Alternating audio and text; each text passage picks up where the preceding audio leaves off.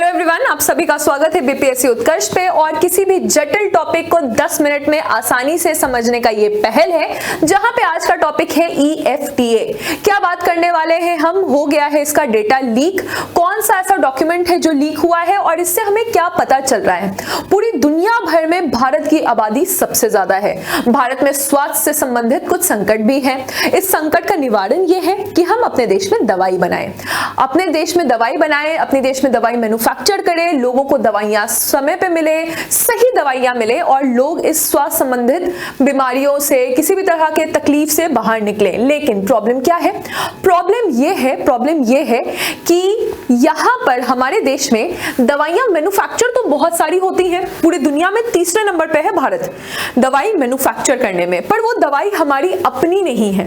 क्यों? हम दूसरे देश का जो R&D हुआ रहता है, रिसर्च एंड डेवलपमेंट हुआ रहता है, उन देशों से फॉर्मूला लेते हैं, उस पर रिवर्स इंजीनियरिंग करते हैं। रिवर्स इंजीनियरिंग का मतलब है, जैसे आप लोग स्कूल में करते थे कि पहले आंसर आ गया और आंसर से अब आप क्वेश्चन के स्टेप नंबर 1 तक पहुंचना चाह रहे हैं, तो हम शुरू से उसको सॉल्व करके आंसर नहीं निकाल रहे हैं। हम आंसर हमारे पास ऑलरेडी है और अब हम उसे हम रिवर्स करके फिर हम क्वेश्चन तक पहुंचना चाह रहे हैं। ये इसको हम कहते हैं रिवर्स इंजीनियरिंग। भारत भी यही करता है। भारत क्या करता है कि हमें ऑलरेडी फॉर्मूला मिल जाता है कि दवाई कैसे, लास्ट जो प्रोडक्ट है वो हमें पता चल जाता है और हम फिर उसे तोड़ मरोड़ के समझते हैं कि ये इसके इंग्रेडिएंट्स क्या हैं। तो भारत में अभी तक जितने भी दवाई मैन्युफैक्चर्ड हुई हैं उसका परमिशन देता है drugs control of India. Drugs control of India कहता है कि ठीक है, हम आपको दवाई मैन्युफैक्चर करने का परमिशन दे रहे हैं, लेकिन आप क्या कीजिए, आप हमें डेटा दीजिए कि आप हमें पूरा डॉक्यूमेंट दीजिए कि आपने दवाई को किस तरह से मैन्युफैक्चर किया है। तो भारत ने अभी तक, या कोई भी देश जो कि अविकसित है या विकासशील देश है, उसने क्या किया कि किसी बड़े देश का वो पूरा डेटा निकाल लिया और ड्रग कंट्रोल ऑफ इंडिया, जैसे भारत का है वैसे हर देश का है, उसको एक्सेप्ट भी कर लेता है कि भाई ठीक है, तुमने स्विट्जरलैंड से ये पूरा मेथड निकाला, स्विट्जरलैंड का डॉक्यूमेंट तुमने मुझे दे दिया और हम इसको एक्सेप्ट कर लेंगे और आप अपने देश में दवाई मैन्युफैक्चर करिए। करते करते भारत तीसरे नंबर पे सबसे बड़ा मैन्युफैक्चरिंग हब बन गया। लेकिन अभी तक मेन मुद्दा तो वही है कि भाई अपना R&D तो हुआ ही नहीं है, हमने तो रिसर्च एंड डेवलपमेंट किया ही नहीं है।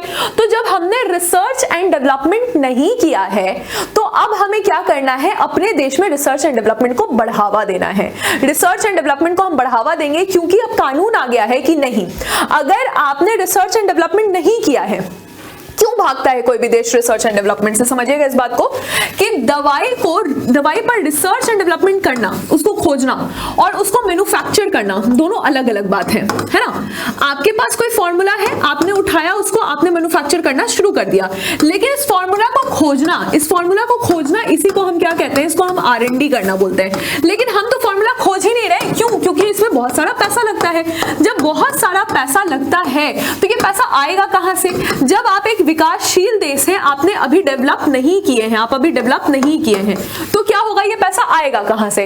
इस कारण से जो ऑलरेडी डेवलप्ड देश हैं, हम उनसे साझेदारी करते हैं और ये देश हमें ये फॉर्मूला दे देते हैं और इन फॉर्मूला से हम क्या करते हैं, मैन्युफैक्चर करना शुरू कर देते हैं। DGCI भी बोलता है कि ठीक है, आप हमको दे दीजिए, ये पूरा अपना कागज दे दीजिए, डेटा दे दीजिए कि क्या है, क्या किया है आपने, हम उसको एक्सेप्ट कर लेंगे। लेकिन अब DGCI ने बोला नहीं, आप अगर दूसरे देश से इस चीज को उठा भी रहे हैं, पूरा फॉर्मूला उठा रहे हैं, पूरा प्रोसेस उठा रहे हैं, तो अपने देश में ट्रायल कराइए। अपने देश में आप ट्रायल करवाना शुरू कीजिए और इन ट्रायल के बेसिस पे ही हम अलाउ करेंगे। पहले आप अपने देश में ट्रायल कराइए और तभी हम अलाउ करेंगे कि हाँ, आप अपने देश में इसे मैन्युफैक्चर कर सकते हैं। अभी हाल ही में क्या हुआ है, रिसेंटली क्या हुआ है कि इंडिया और यूरोपियन यूनियन के बीच में trade and economic partnership agreement हुआ। ठीक है, इंडिया और यूरोपियन यूनियन के बीच में ट्रेड एंड इकोनॉमिक पार्टनरशिप हुआ और यूरोपियन फ्री ट्रेड एसोसिएशन ने क्या हुआ है, जो ये फ्री ट्रेड एसोसिएशन था, ये डॉक्यूमेंट लीक हो गया है। जब लीक हुआ तो हमें पता चला कि भारत ने 4 यूरोपीय देश, जो कि है स्विट्जरलैंड, लाइक्सेनटाइन, आइसलैंड और नॉर्वे, ठीक है, ये 2 देशों के साथ ट्रेड एग्रीमेंट साइन किया गया था। ठीक है, भारत ने जब इन 2 देशों के साथ ट्रेड एग्रीमेंट साइन किया था तो ऑलरेडी क्या था कि इस पे बात चल रही थी 2008 से बात चल रही थी और अभी ट्रेड एंड इकोनॉमिक पार्टनरशिप का जो एग्रीमेंट लीक हुआ है, इसी से हमें पता चला। ये आप देख सकते हैं मैप में, ये सारे चारों देश कहां हैं। आइसलैंड है, नॉर्वे है, स्विट्जरलैंड है और लिechtenstein है। ये चारों देश है। फाइन। तो अभी हमें पता चला है क्या क्या मेन डिटेल आया है कि 60,000 जेनरिक ड्रग्स भारत में यहां पर मैन्युफैक्चर हो रहे हैं, जो कि 60 अलग अलग थीम कैटेगरी के ड्रग्स हैं।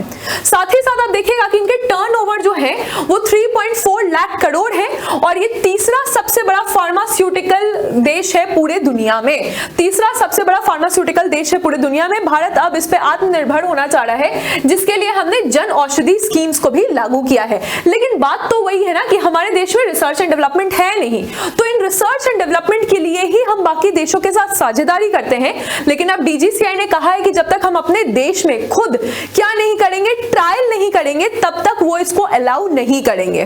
तो इंडिया का भी जो पूरा अथॉरिटी है इसका जेनरिक ड्रग्स को लेकर, इसमें क्या होता है कि इसके लिए एक पेटेंट एक्ट है। अगर आपने अपने देश में ऑलरेडी इसको रिसर्च एंड डेवलपमेंट आपने किया हुआ है, अपने देश में आप इसे बना रहे हैं, तो आप दवाइयों का पेटेंट करवा सकते हैं। इन दवाइयों का जो पेटेंट है, इसमें ये एक्ट 1970 का है, जिसे बाद में संशोधित किया गया था 2005 में, और ये ट्रिप्स के एग्रीमेंट के तहत आता है। तो पेटेंट 20 साल का दिया जाता है, 20 इयर्स ऑफ पेटेंट दिया जाता है, और ये कंपलसरी लाइसेंसिंग है।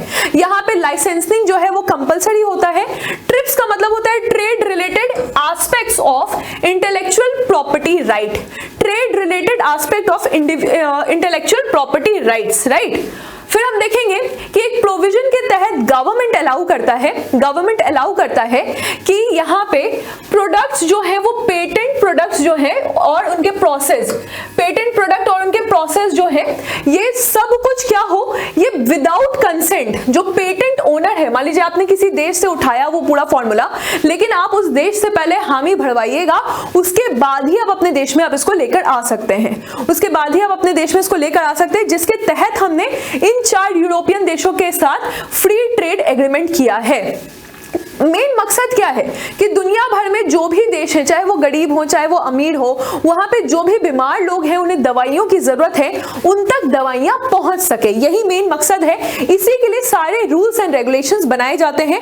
लेकिन क्योंकि अब देशों को अलग अलग कैटेगरी में टेस्टिंग भी करना है, इस कारण से ट्रायल करवाना दवाइयों का, इसको अब कंपलसरी कर दिया गया है। साथ ही साथ हम देखेंगे कि patent inventions is not available to public at a reason affordable price.